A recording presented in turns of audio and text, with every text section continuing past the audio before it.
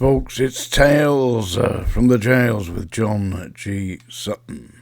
Do please like and subscribe. It really helps. Doing a Donald Trump there. It really helps, you know. It does, honestly. Like and subscribe. Also, there's a link to my books there, but you're doing quite well on Amazon. Have a look. Yeah.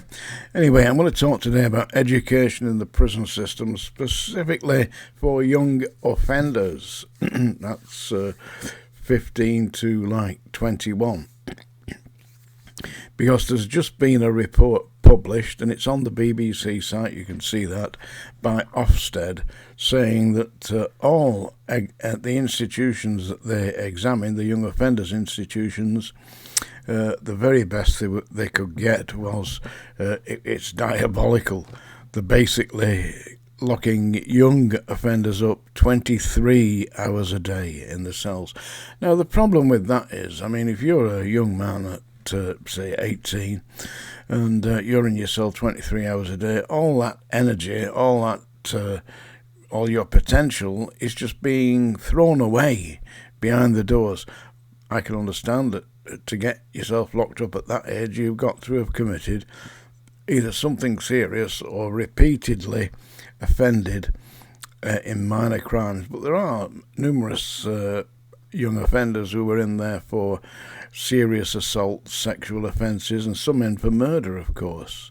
But to just lock them up and virtually throw away the key is to deny them the opportunity to rehabilitate themselves into society, which surely has to be one of the absolute prime concerns of the prison system. You can't just take a young offender and throw the key away, because basically you're denying them the opportunity to improve their lot in life. Now, my experience of the prison system is that about, I would say, 30 to 40% are either illiterate or semi-literate. They are not the brightest knives in the box, so to speak.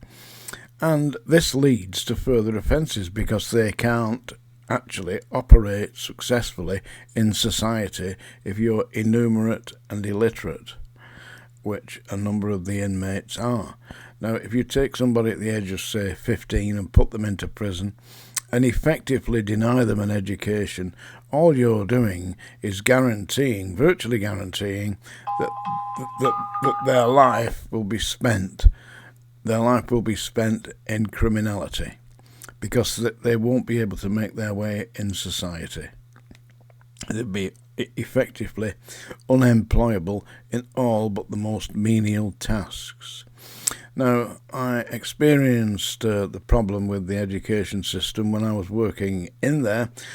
For some reason, during the 70s and 80s when I worked in the prisons, the staff were kind of against the education officers. They didn't seem. They did all that they possibly could to obstruct them in many ways. When I ran the ward at Strangeways Hospital, you know, the ward where people go for psychiatric assessment, or they're actually there because they are physically ill in prison and they're taken onto the hospital ward. I ran that ward for about 18 months.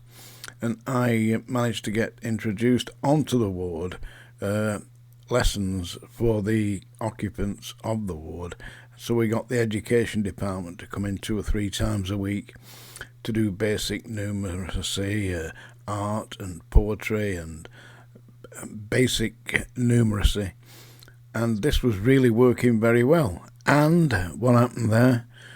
My chief officer, in charge of the entire hospital complex, sent for me and said, who's authorised this? I said, I've authorised it. I'm the officer in charge of the unit. No, he said, I'm in charge. He said, and it's stopping immediately.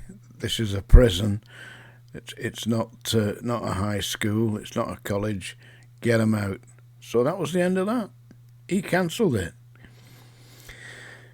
That was the attitude, you see, and that kind of attitude was virtually throughout the prison system. I believe there was an institution where inmates were encouraged to face up to their problems and rehabilitate themselves, ready for society. But that was a hospital prison called Grendon Underwood, where they mainly specialised in dealing with psychopaths.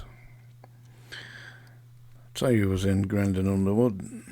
Mark Leach, the guy who started I think it's Unlock, the one of the charities. I think he started Unlock. Yeah, and he published a book called The Prison's Handbook. I believe it's still being published.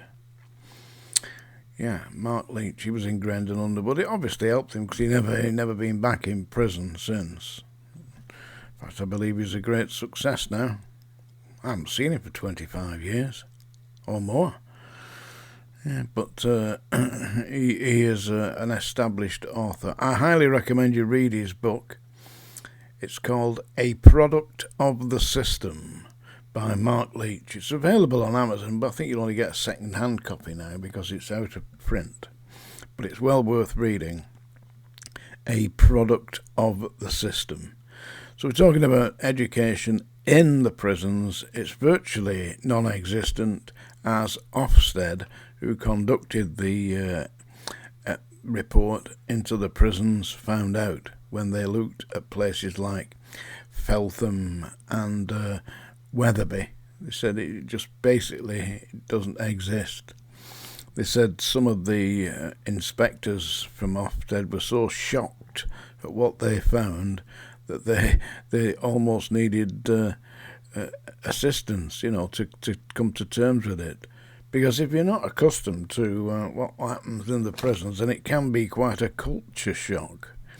But to see 15-year-old children locked up 23 hours a day is an insult to our society. And it's only going to breed more problems down the line. Now, it's that time of day, folks. I don't know where my bloody song dinger's gone. I had my office sorted out yesterday. And, well, my desk. And they moved the only song dinger I could find. So I'll just have to imitate it whilst we're here. Ding dong ding. That's today's song dinger. And we've had a request, by the way. I'm reluctant to do this because I think it's a Silly Bee song. But I've been asked to do this. They said it's a test of my singing ability.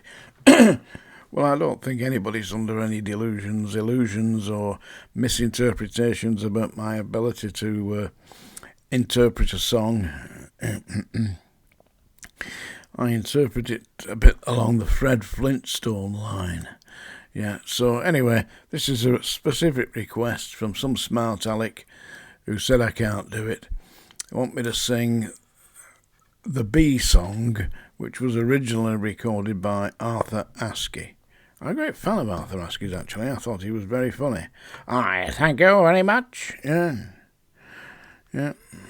Hello, playmates. Yeah, anyway, here we are. The Bee Song by me, singing today, but originally performed by Arthur Askey. Are you all sitting comfortably? This'll put you off your dinner. Oh, what a glorious thing to be, a healthy grown-up, busy bee, whiling away the passing hours, picking all the pollen from the cauliflowers. I'd like to be a busy bee, be as busy as a bee can be, flying round the garden, sweetest ever seen, taking all the honey to the dear old queen.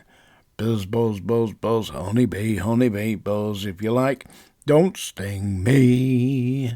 Buzz, buzz, buzz, buzz, honey bee, buzz if you like, but don't sting me. Oh, what a glorious thing to be, a healthy grown-up, busy bee, making hay while the time is right, filling up the honeycomb just like tripe. I'd like to be a busy bee, be as busy as a bee can be, flying all around the wild hedgerows, stinging all the cows on the parson's nose. Buzz, buzz, buzz, buzz, honey bee, buzz if you like, but don't sting me. Oh, what a glorious thing to be, a healthy grown-up, busy bee, Visiting the picnics, quite a little tease, raising little lumps on the Boy Scouts' knees. I'd like to be a busy, busy bee, be as busy as a bee can be, flirting with the butterfly strong upon the wing. Whoop, oh death, where is thy sting? Buzz, buzz, buzz, buzz, honey bee, buzz if you like, don't sting me.